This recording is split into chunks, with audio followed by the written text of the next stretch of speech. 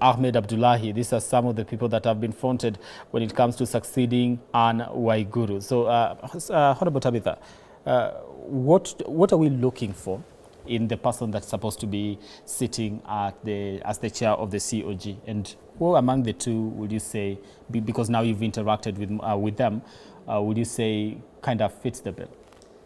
Yes, truly, from where I sit, I've interacted with all the governors because of our oversight role, and then more so from our finance committee. Just actually 2 weeks or 3 weeks ago, we had 20 governors appearing before my committee on the issue of division of revenue. Okay. So I've really interacted with most of them. Looking at Wamatinga being the governor of Kiambu, Kiambu, Nairobi, there's no difference. These counties are very huge and very big. The bigger they are, how huge they are, the more the issues are in place. Yeah. And since, from my view, Wamatinga is a first-time governor, he still has another opportunity, then it will be better if we would still focus on the county matters, and would be able to have another chance when that comes, probably. Since Mutai is exiting, this is his last term, he's not really served in any of this, he would be well placed to champion the way we've always seen him champion matters devolution. He champions that very, very well. When it comes to Hamed is currently, as I said earlier, is the vice chair of COG, and he's very averse. His background is finance. Now, the requirement of COG, it's not about who's so combative. It's someone, a leader who understands the financial elements. Why? Because we have to bring the minds of the other stakeholders, COG being one of them, CRA, Treasury, Senate, National Assembly, the Budget Committee, ISPAC stakeholders, among others, for us to be able to come together conclusively and be able to agree on bills or on amendments that need to be done. Hamed has presented this before very, very well. And he has actually focused on the national outlook, not regional perspective, but national outlook. And as a committee, we've been really able to move and make strides when we are able to receive submissions from COG, even through him, on the concerns that they raise. So it's more of someone who has the understanding of what devolution requires, the financial perspectives, the elements that do not just cover his own region or area, but just covers the national outlook of things. So it would fit very well, Governor Hamed, in my own view. All right. So among the three, you definitely pick Ahmed Abdullahi. If I can't see any other lady, I would have hoped that the other six would have taken up the challenge to replace Anne Waiguru. But since they've not come out, then I mean the vice chair would stand a better chance from where I sit. Okay. Yes. But is it about the lady or is it about someone who can perform? No, because you see, when you talk of the sex elements, you know, like the gender issues, many a time I tell people it's not about the sex of a person or the gender, as people call it, or the right word is sex of a person, but it's about the ability to discharge duties as per the position occupied. Yes. Because we have seen ladies who are not able to deliver. I mean, I'm an advocate for gender, affirmative action, but many a time we should not just focus on the element just is a woman or is a man, but is this man gender responsive? Is this woman gender responsive? Is she or is he able to do his or her job without any form of interference? Right. That is what people should be talking about. So you could be having a lady, but the person may not fit the bill. Mheshimiwa, I actually agree with you 100%. It's just a positive challenge. As women, I say positive challenge. And at this time, I would want to add and say, since definitely the three male governors have come out for this race, then I would encourage the female governors to come in as their vice. That's what I wanted to say. That would so that also we will have a little bit of balance there. Yeah. All right. I want us to jump here to our next conversation, and that this has if you would allow, Brian. Okay. I'm sorry. Before we move off from the devolution matter. Okay. Let me say that I had my good friend Mheshimiwa Basil talk about how there's been delayed disbursement for like CDF and the counties have received their funds. With all honesty, there has been so many challenges with the disbursements to the counties for the longest, because even the last disbursement for 30 billion was just last month, yet we are already in a new financial year.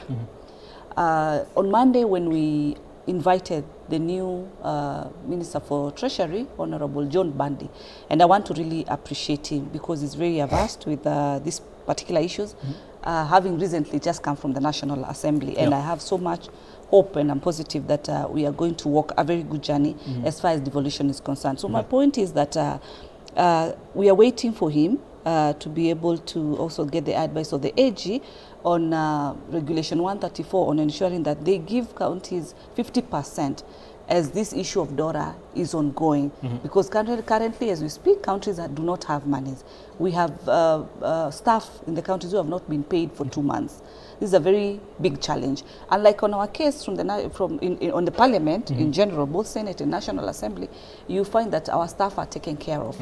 And then with the counties having these challenges, it doesn't look good at all. So there are so many challenges, and now we have an elephant in terms of now a reduction has been done by budget committee, which Treasury is saying that we are meant to 380. The question that has been on table is what formula, what arithmetic did they use to come to the 380? When you asked that question, what answer did you get? Issues of the public debt, issues of austerity measures, cutting, because also the equitable share for the national government has also reduced. So hence, it is affecting, according to them, the county allocation. Article 219 of the Constitution is very clear that in case of such an occurrence, and this is being affected by the rejection of the finance bill, then only national government should be affected. County allocation should not be affected. But what was important was... I think with those particular defenses being given, from where you sit, is it making sense? Very good question, Brian. Thank you. Totally, it doesn't make sense. And you know why? The reason we actually added from 385 to 401 after we went for mediation is because of the additional costs that are in place. One of them being the annual salary increment for all the staff, which amounts to almost 3 billion. The CHPs, which is a 50-50% share between the national government and the counties. Already CHPs are out there, and they need to be paid. Their figures amount to almost 3 billion. We have the NSSF contributions that have increased. We have the housing levy contribution, which when you calculate is about 4 billion in that. We have the issue of the KIPES, another 50-50 that the counties had started. Then where are they going to remove, where are they going to get money to pay these particular people or these sectors, putting in mind these are policies that have been set, like NSSF, it's a policy they need to adhere to. So where do we leave the counties? Then we allow them to commercially borrow locally from the local banks, hence the high interest rates. Then what happens? Again, unnecessary cost because of delayed disbursement and reduced budgets for them. A minute. Before. So what will be, how do you go about it? Just 1 minute in terms of what will be the best suggestion from where you sit, especially from the Finance and Budget Committee? From where we sit, the ministry has stated that they are not going to be able to meet the targets, revenue collection. It is reducing with about 340 billion. So it affects both national and it cuts across, correct. And so our suggestion is very simple. Since the national allocation is about 2.2 billion, and then the suggestion is now the 380. So instead of removing the 20 billion from the county governments, then they just remove it from the national government, because we've seen also national government executive is still borrowing, so that the 2.2, you less the 20 billion, they'll be left with about 2.1 billion, so that counties are not affected. Yes, it's as simple as that. All right, you know, what I wanted to tell my sister, I don't think it's just about releasing money, but it's about ensuring the money is properly utilized. If you look at what we have today, most of the money goes to pay recurrent expenditures. You know, there's overemployment within the county governments, and also sometimes you find the money is not used in the way it's supposed to be. Because remember, the idea of devolving funds, as I say, not only to bridge the gap on development, but also to boost the GDP of this country in terms of revenue generated by the country, because you invest to regain the money. But if you pump the money and the money goes just to is not used as it's supposed to be used, then you lose the focus in terms of the ideas behind devolution. And that is where we tell the Senate they need to really do their job more diligently, not just to advocate for resources, but demand for proper use of the money. If you look at, even from the time of 2013, we could hear of stories of a governor or someone who has, let's say, a seat, someone purchasing a chair for ridiculous amount of money, you know, unnecessary travels, which all amount to wastage of resources. And many Kenyans are struggling. Even if we pass the 2024 finance bill, the problem will not end. Remember, throughout the period, we are struggling. We are asking where we get the resources to be able to finance the devolution cost as well as the national needs. But again, we need to ask ourselves, do we really need to retain the 47 counties? Do we need to retain all these positions? If you raise that question, we're going to spend quite a minute on this particular conversation, because if you look at now the issues she's saying, remember the finance bill of 2024 was supposed to bring more taxes, introduce new taxes, and make life harder for Kenyans. Kenyans who are already struggling to exist and to meet their needs. If the finance bill was to be... How will reducing the number of counties work in favor when it comes to reducing the... If you were to go with what you used to have as provinces, we used to have 8 provinces. If we could have piloted or started with 80 provinces as counties and try to look at, do a review in terms of the different positions that were introduced from 2010, the new constitution, and see, really, is this working or is not working? Because if you look at the 47 counties we have, we borrowed the United States. The US has 50 states. But if you look at the US, each state has a bigger GDP, most of them than Kenya, and we try to borrow such a kind of arrangement, such a structure, when we brought it to Kenya. That is why this problem of pending bills, this problem of debts will not end unless we resonate with the reality and live within our means. I think pending bills, because remember, it's just bad behavior. If you look at our budget, we are talking of now we have 3.8 trillion shillings budget, which is a budget of Uganda, Tanzania combined, even more than that. And still, we don't feel the impact of the resources, the huge budget we are budgeting for. What would be the difference, if at all, if you go by your suggestion? And if we cut it down, some of, we try to collapse some of the counties, do away with some of the positions, which to me I don't think they are making any sense. Which, like, including I'm sorry, she's a nominated senator, but personally I don't think we need these nominations positions. If we reduce the number of counties from 47 maybe to 8, the way provinces were, and also the reduce the number of even women reps to the same number, that would mean a huge reduction. Brian? I just want just a moment before I give you an opportunity to respond. If we reduce, we go back to having 8 provinces. Yes. Yet the issue has been, devolving resources, the issues to do with development. If we had 8 provinces and people did not get to feel, that on the ground. I'm trying we have, as I said, we need to live within our means. Remember, the 47 counties are making the government to come up with the strategies. Some of them are not working for Kenyans, which include introducing taxes after taxes, so that they can be able to generate more revenue to finance this level of expenditures. If you look at the Constitution, and this is an amendment, personally, I'll take it forward and try to see if I can bring it to Parliament. If you look at the amount of budget that we budget for, most of it goes to recurrent expenditures. Very few of our budget go to development. If you make a reference, for example, with the CDF, 90% of CDF money goes to development. Like 10% go to pay salaries. If you go to county government, it's the opposite. Most of the money goes to pay tax, salaries, bills which they say they inherited from the previous, governments, county governments, governors. But you ask yourself, when will this thing come to an end?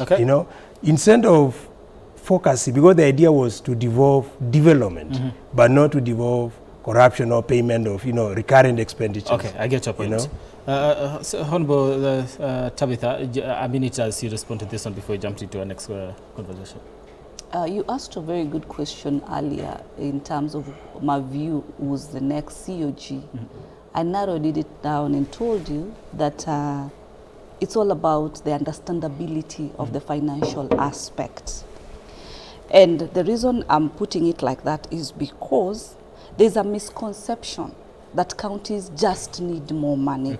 And it's very sad. And it's very sad because the NSS self-contributions, which is a policy, there has been an increment. It's not their wish. These monies need to be remitted. The housing levy that Mheshimiwa pays, I am being deducted today, both of us. We are thinking to that.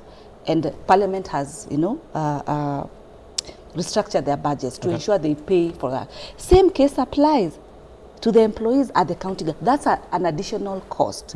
I've given the example of the CHPs that are out there today. These are additional costs.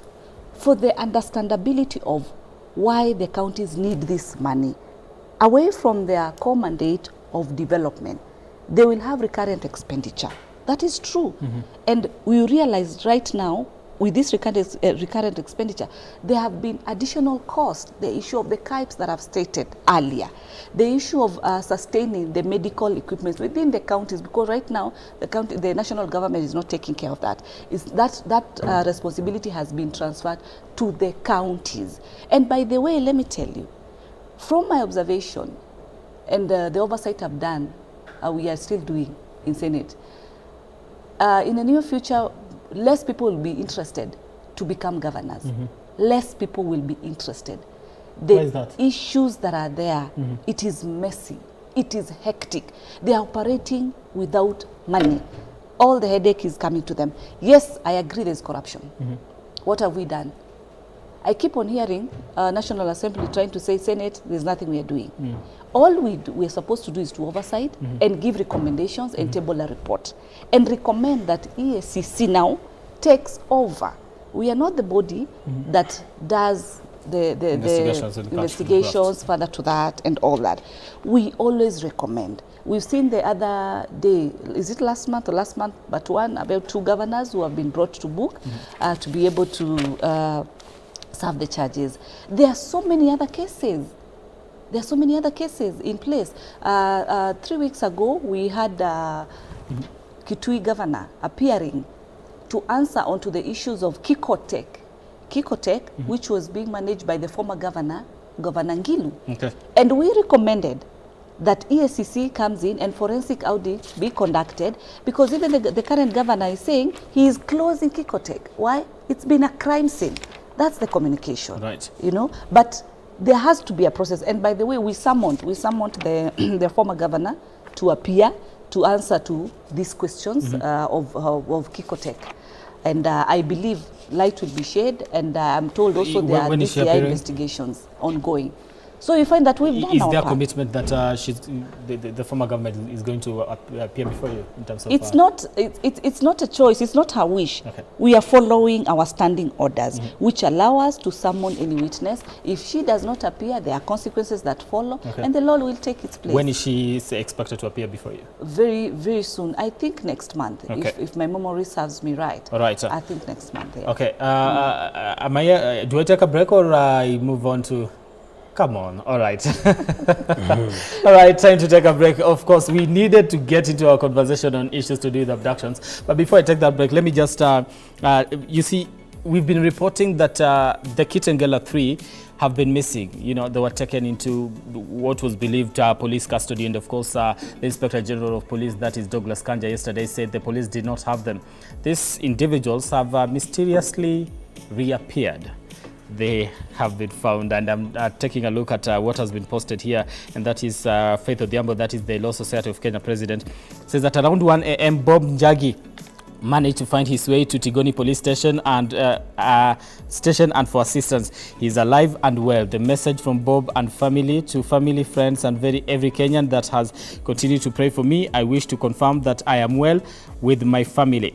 Also, we'll be reading more into that. And also, she also posted that I'm informed that Jamil Longton, and his brother Aslam were dumped at Gashia border of Kiambu and Nairobi by their captors. Every prayer and intervention made a difference. We thank God that they are safe. So the 3 that have been missing have been found alive and well. We'll be coming back to talk about these issues to do with abductions in the country and what we've been experiencing right now, because there have been reports, people starting to say, oh, wameuliwa and all that. So some misinformation there. All right, we take a break. We'll be back in a minute.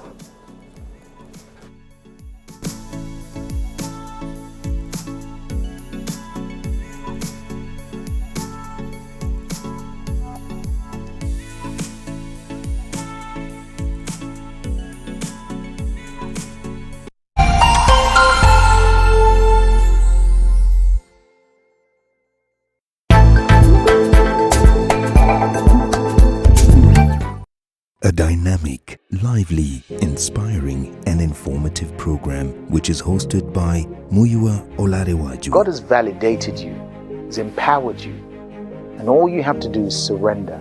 It focuses on critical global social issues and powerful testimonies. I lay there bleeding, potentially going to see Jesus. I called on him because I realized at 9 years old that I could. While offering uplifting music from indigenous and international artists. Be still and know that I am God.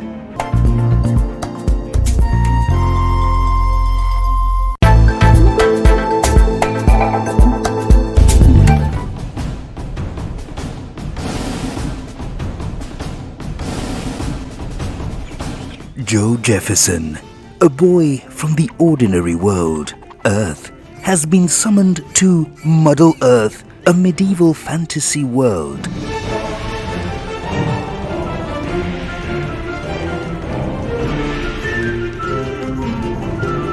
Full of monsters, mayhem, and he must fight evil on behalf of the wizard Randolph.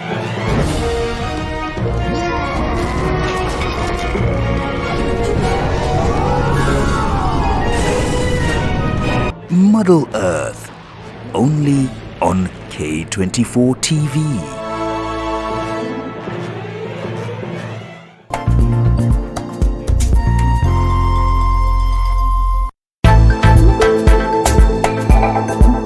What are you passing through currently in your life? Could it be that you are facing family problems?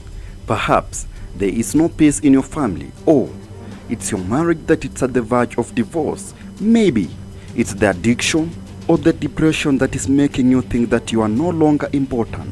Do not give up, for there is someone who passed through the same situation you are in now, but he or she overcame by giving God a chance in their lives. Every Sunday at 7:30 a.m., be sure to join us in our program, I Am Soul Precious, here on K24 TV, and God will give you the direction you need. Your best football friend has something special for you. This is the 21st and 22nd September, Premier League is open for you to enjoy. Experience a friendship like no other with 8 live games on GoTV Plus and up. Get closer to the game with expert analysis, live match commentary and stats. Come back to your BFF GoTV for all the drama and world-class Premier League action. Only on SuperSport on GoTV. Love it.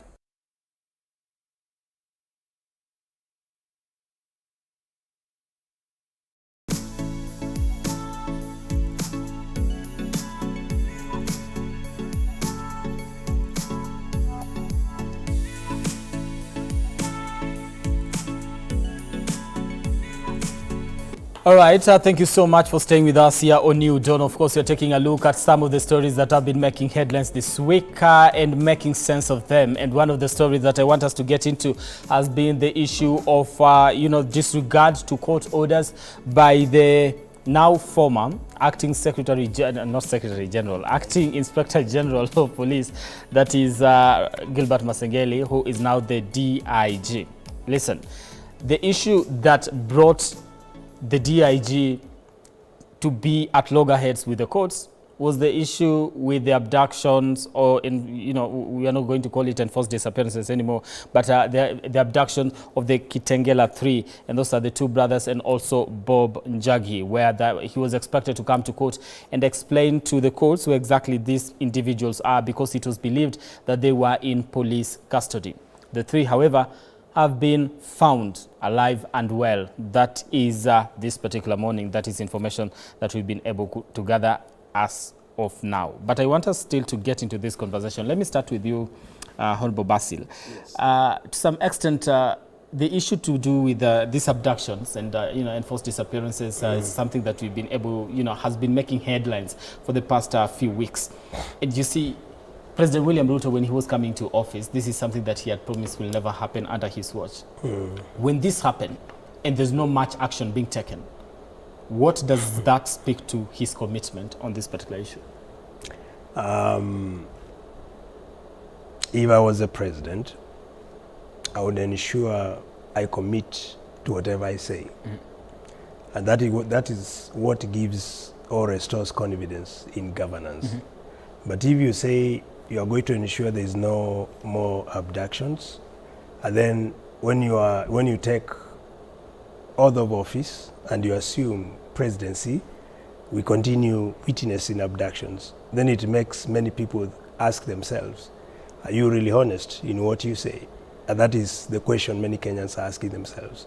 Remember, the new constitution was enacted to ensure Kenyans can have the freedom of expressions, the freedom to demonstrate, and to ensure the rule of law is respected and upheld.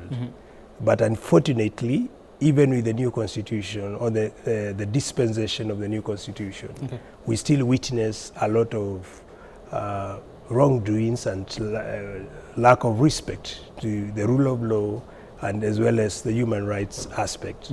That is very shocking at this particular point in time, because here we have Kenyans who have the freedom to exercise the peaceful demonstrations and picketing as enshrined in the Article 37 of the Constitution. But unfortunately, those who do that, they disappear. Because some of the simple reason why these people have been abducted, it is all linked to the mandamanos. Of course, mandamanos were supposed to be peaceful. What the police should have done is to arrest those who are breaking the law. And take them to court. Yes, and take them to court, but not to hold people for months or weeks. And then when Kenyans ask or, try to raise their concerns, that's the time they think, now we need to release them so that we don't get accused of having... Yesterday they said we didn't have them. We don't have the people you are asking for, but, they appear... But how could you say you don't have the people Kenyans are asking for when we have intelligence, we have the NIS, who are paid by taxpayers, we have the DCI, who are paid by taxpayers. There is no way you disappear in this country and the government doesn't know where you are. That is a lie. There is no way. Remember our mobile phones, some of them are tracked, You're able to tell where someone is at a particular point in time. We have Nyumba Kumi. We have the National Intelligence Service, who are all over who are living in our midst. These people should be able to tell and give information about the whereabouts of anyone who Kenyans are interested to know where the person is. And that is the reason why we have a government. So someone telling you don't know where these people are or we don't have them, that's a white lie. Okay. Yeah, it's a white lie. And I think, Senator, what do we make of this and also the commitment just for the head of state? Does it speak positively to his commitment to ensure that we do not have enforced disappearances and abductions, and the people that are supposed to be giving answers to whether we have them or not come out and say we do not have the people that you're asking for, yet we are not seeing proper investigations being done or any sort of commitment to investigating to some extent, whereby we want to give a little bit of information to the family so that we put them at ease. So how do we balance this? During the just recently concluded Gen Z Maandamano, the president boldly came out and voiced out and condemned the inhumane, harassment by the police and also the abductions, something that also during our campaign he still was firm on. Did he condemn? Because people do feel like he congratulated the police for doing a good job. No. He still did condemn on that. I want to narrow it to the issue of the Kitengela 3. And when we started this morning conversation, we talked about the issue of the oil that KEBS did not ensure that they destroyed. Who's responsible for that? It's the CEO of KEBS. Now, coming back to this issue of Kitengela 3, the former acting Inspector General Masengeli is the one who was supposed to answer to this. It's not the president. It's him who was supposed to answer. What happened? He was so above the law that he did not appear just to answer very simple question, which is within his mandate. Because then who else was supposed to honestly answer these questions? Okay. It's very sad, and I'm just happy that yesterday National Assembly concluded, and not yesterday, actually the day before, but yesterday Inspector General Kanja was sworn in, and Kanja has come out and communicated and said we don't have these people. There's a communication, either he's telling the truth or not the truth, but at least he's done what pertains his mandate to be done. Okay. We had this just recent former acting Inspector General whose requirement was very simple. Why do you have to send to your juniors while the court requires you? I've told you just a few minutes ago that we summon governors. We don't summon the representatives of governors or PAs. It is you who is responsible. Before we get into that particular, in not honoring the court orders and also court summons. Yes. We don't feel like the president, to some extent would have done, because at the end of the day, it gets to paint his administration as the one that is behind the abductions. And, when you have, an Inspector General of Police, because when he came into office, he fired, quote unquote, an Inspector General of Police that at that particular moment he considered rogue. There's another one that serves under him, and he's not going to he's been summoned to come and speak to issues that are painting his administration in a very wrong way, yet he doesn't come out and say, okay, you really need to get to address this, maybe not in public, but also just in the meetings that they kind of have. So what I mean, the president has executive, okay? He has even the minister for interior. So why do we expect the president to always be coming out and addressing issues while he has the executive in place? This is an individual's character. I don't see where the president is coming in. And the courts have taken action. My question is, it is his administration that in the long run will be painted, because if these people are abducted by police... But it is an individual. Let me ask you, Brian, if you misbehave as Brian, does it mean K24 management takes that liability? Because Brian has insulted someone. That is you as Brian, as an individual. But so in this case, let's narrow it for the safety of our Kenyans, for Christ's sake, and even moving forward. What the former acting Inspector General did, not just to adhering to court summons, just a court summon.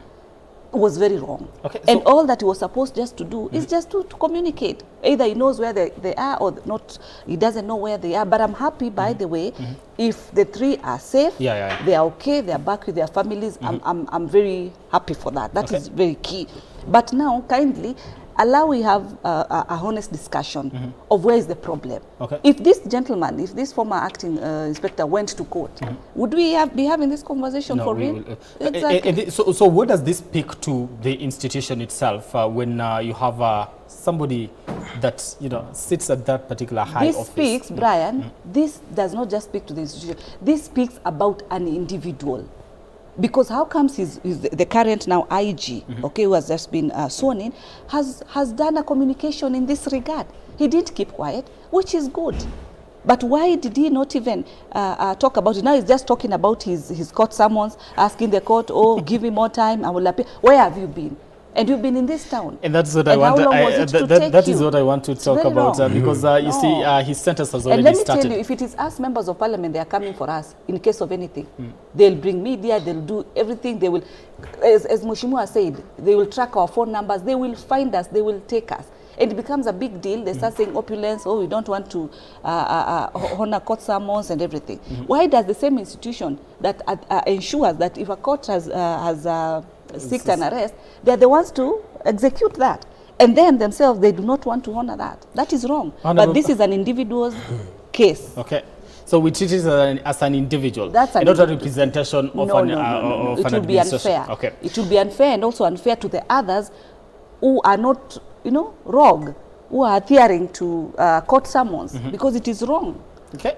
Honorable Basil, Yes. your view on this individual that now we need to hold as an individual. What happens here? Now he's chasing, you know, the sentence is supposed to start yesterday. He's not been able to get Justice Lawrence Mugambi to appear before him.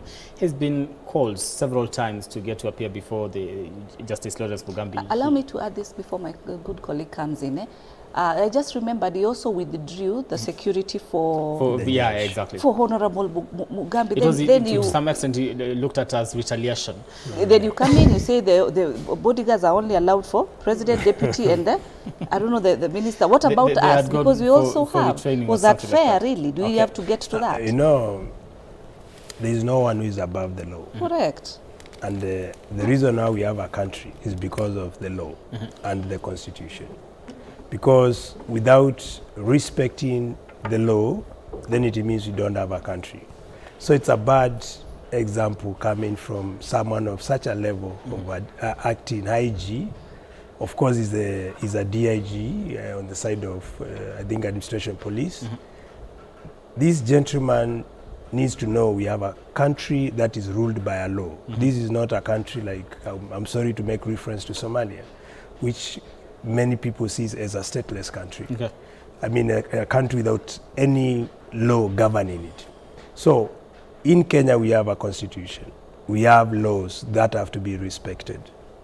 This man needs to abide by the law, and if he's charged, he needs to go to the prison and serve, because other criminals do the same. Okay. When so, you are so convicted, right now his sentence, you know, is supposed to be serving. He's now a convict. Yes. He was given leeway, you know, trying to redeem himself. It has been 7 days. He did not appear. Then on the last day, that's when he wants to now start appearing. It is somebody that really should be considered when it comes to pardoning. Just when the judge says, you know, and I do understand that the corridors of justice need to give you that particular platform to be able to present your case and all that. But this is somebody that has shown total contempt for, you know, the judicial system and all that. Yeah, because if the president himself is able to respect the law, who is he not to respect the law? If you are someone in court and you have a good reason not to go to court, you should communicate and say, I cannot come to court simply because of this, so I request extension, or, you know, another schedule for me to attend court. You know, do you believe the reasons he gave in terms of he was in Lamu dealing with the issue of to do with security and all that, are they reason enough to skip? I think those are excuses which do not merit any justification for him not attending to the court summons. And even this judge was very lenient to him. Correct. Remember, he told him, we have given you this period to show cause why you can't come to court. He was even told you will be sentenced, or your sentence will begin this period if you don't do 1, 2, 3, 4.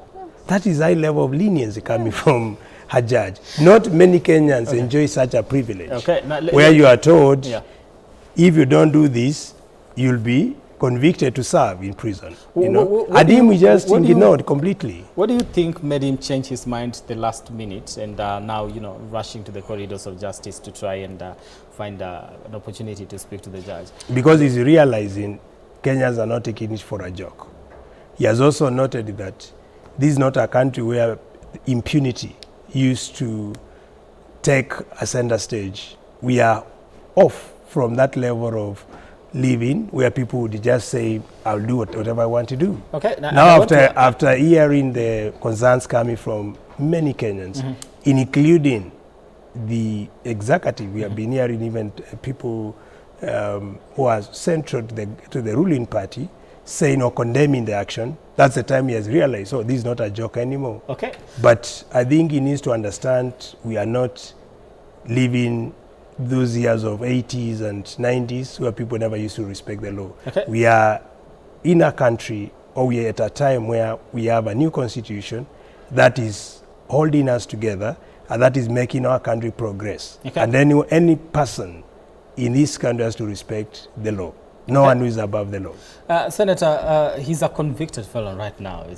The sentence has already started. Yeah. He's still the Deputy Inspector General of Police. Yes. What happens? Do we get him off that position? Does he resign? Do we take him to jail? How do we navigate around this? From where I sit, I'm actually just curious to hear what he has to say when he's actually seeking a hearing, to be pardoned from. I'm just very curious because then that determines the questions that you've asked. Because as my colleague has also put it, the executive is not happy. The president is not happy. So the first set of questions that you ask, like the president, has ignored this is his people. No, that's not the case. And there has been so much fairness, both from the executive and from the judiciary, to just give him time, because everybody was shocked. This was not expected, especially from someone of his level, his cadre, having served in that long duration. At first, you will think maybe there's a genuine excuse, from a normal scenario because of his level. You don't anticipate that. Then, the second day, third day, like seriously? So it actually came so much to limelight when this was, so repetitive. And then you could see, if we were keen enough, I was keen enough to look at the juniors that he had sent, they looked so stressed up. They looked so tired. They looked so disappointed. Like really, all he just needs to do, they felt probably, he just come here, appear, and say yes or no. As simple as that. And it will not be where we are. So I'm actually just curious to hear, what does he want to say, first of all? And I would not even want him to resign. I would want him to be there, as the deputy, so that now he's able to fully wear that shoe and get to feel the reality of it. Because if you remove that, then the way it goes, because remember we are addressing a deputy. You understand? Okay, but people like this, when you leave them in this particular position, they start setting a precedence when it comes to, disregarding issues to do with somebody, his juniors might actually... No, actually, this precedence is already set. We are waiting to hear. You see, right now, he's now rushing. So his juniors have also seen that I wouldn't behave the same way. I would honor the court summons so that I avoid such outcomes. And remember, do you believe the justice system will, follow this to the end and just see that what the ruling was is actually get to be implemented the way it's supposed to be? I believe and I trust the judge will be fair. I believe in the judge, and so we give him time to be able to execute his role depending on what will be submitted. All right. Yeah. I want us to jump to the next, because next conversation in just 5 minutes, because I'm totally out of time.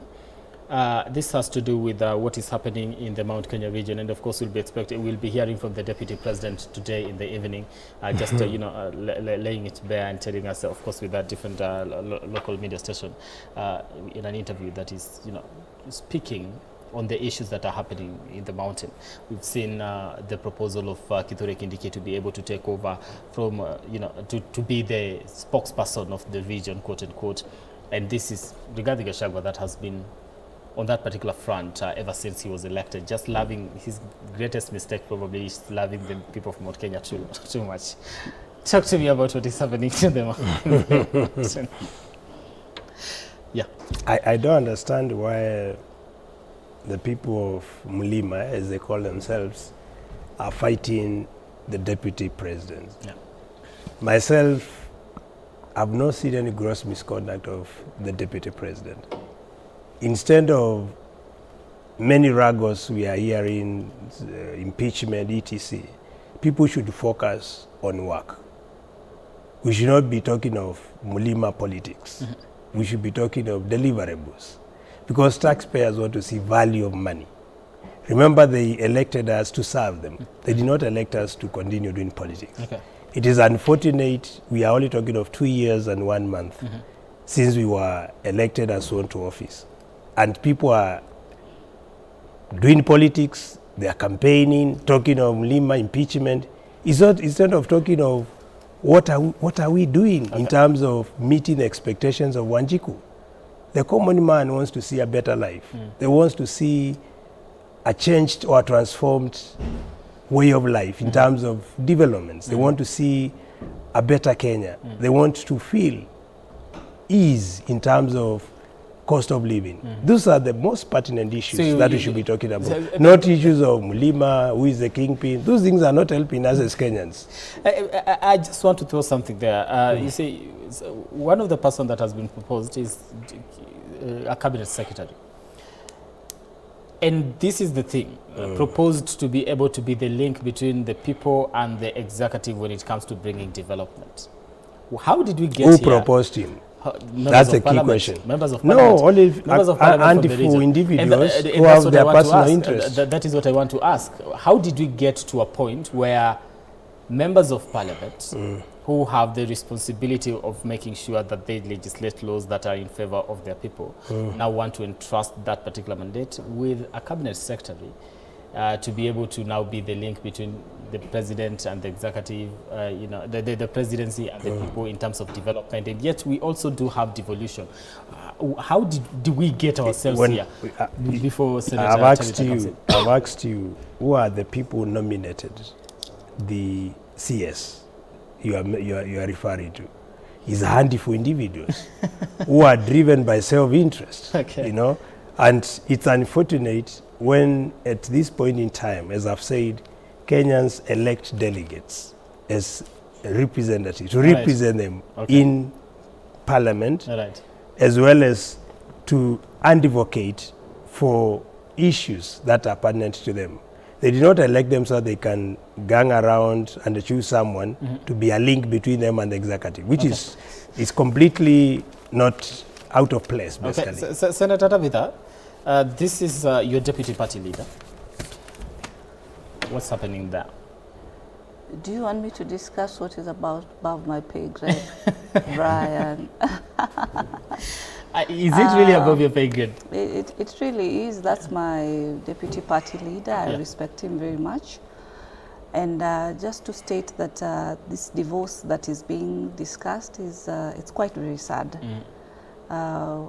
We never anticipated this at any particular moment, especially as the, since I come from the party, this was never foreseen at all.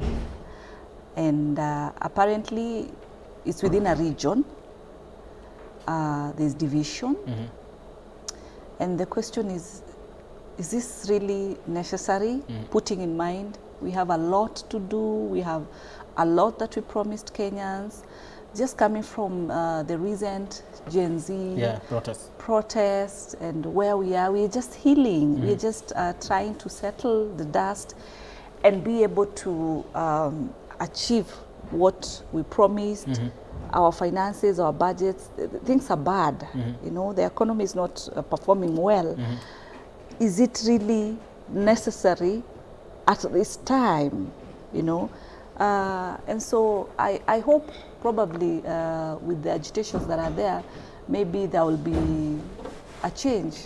You know, maybe something can just be done within, you know, the shortest time. So, And, so that we bring them together and we stop this particular Kenya conversation. wants to see unity. During the recent protest with our young people, they condemned tribalism. All right. They condemned issues of even party, condemned a lot of things, and kingpins and such. So is this really what we want to offer? I think the again? leaders that have been proposing that seem to have missed the memo, or just you know, forgot the kind of message that was there before before we went to during the protest, especially the Gen Z But what process. I've seen as a new member in this 13th Parliament, apparently, this is the Parliament that will make history of so many things. A lot of references will be done from this 13th Parliament. Okay. Trust you me, All from right. what I've just observed. A lot of things that are happening are all new. They've never happened before. Like this issue of impeachment. Apparently, you know, as Senate, we've always called ourselves the upper house. And people thought it's just about the age. Yet us young people are now in the house. But the way it actually is because of this clause of impeachment, because we are the final ones to determine this impeachment. Even if it starts from the National Assembly, we are the ones to determine the impeachment. If it starts from the National Assembly, will it see the light of day, the Senate? With all due respect, I don't want to go there if it will see or not see, but I'm just saying the reason for us being the upper house, because then we determined. Remember, the standing orders allows for both impeachment for president and deputy only, and so us, we are the final determinants. Okay. I think she's not right on that point, because Upper house. when you say you're upper house, we can disband the Senate, but they cannot disband National Assembly. If we move a motion or a bill, and they say we don't, and we say we don't need Senate, we don't need supremacy battle. We are not in Mount Kenya. Exactly. we can disband them. All right. Because we can make amendments. Thank you so much, Honorable Basil. Robert Basil, of course, Member of Parliament here. Thank you so much for making time this morning. And of course, Honorable Tabitha Mutinda, who is Senator and also the Vice Chair, Finance and Budget Committee. Thank you so much. Really do appreciate your time this particular morning and helping us make sense of what the week has been. All right. That's where we wrap it up here on the program, New Dawn. My name is Brian Amuai. Let's do this again when God says we do. Do have yourselves a lovely day today.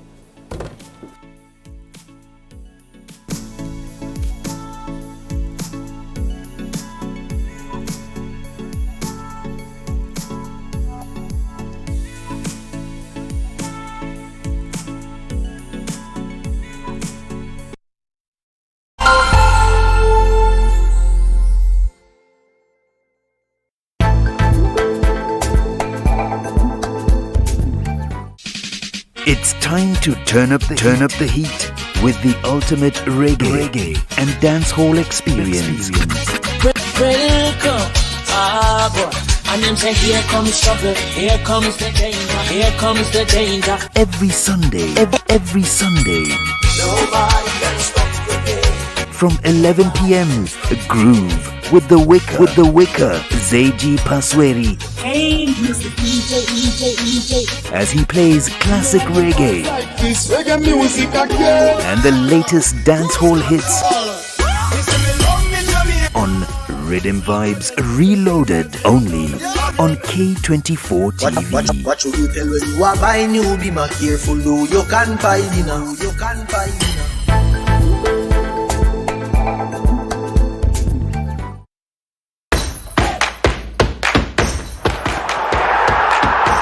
Follow the champions on the home of football. Watch the latest Man City content exclusively. Full match replays, extended highlights, coaches' interviews. The target is not to win the Premier League, it's just, okay, next game, try to win it, this is what we have to do. Players' interviews.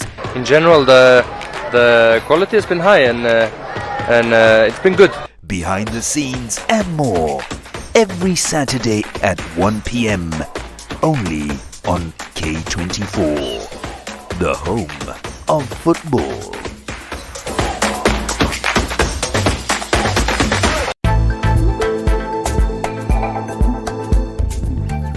We interrupt this program to bring you some breaking news. Meet the team of undercover teenage spies working for a fictional version of the secret intelligence agency known as